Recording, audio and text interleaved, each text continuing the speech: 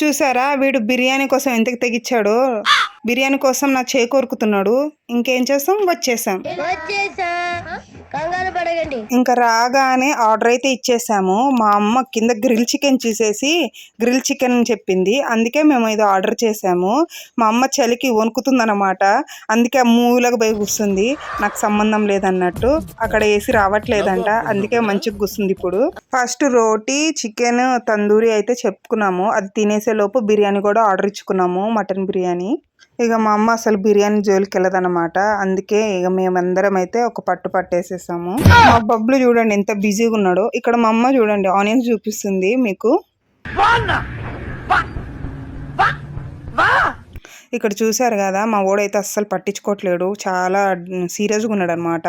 అంటే వాడు తినడంలో బిజీగా ఉన్నాడు. ఈయన ఉన్నాడే కానీ అసలు ఎందుకున్నాడో అర్థం కావట్లేదు. మా ఎదురుగా మా ఆయన. ఇక్కడ చూసారుగా, సోంపు చూస్తే పిచ్చి వచ్చేస్తుంది. ఇంత సోంపు తీసుకొని నోట్లో వేసేసుకున్నా.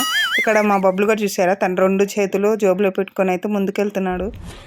దేశంలో పక్కోడు పని మీద ఉన్నంత ఇంట్రెస్ట్ సొంత పని మీద ఉండదు జనాలకి.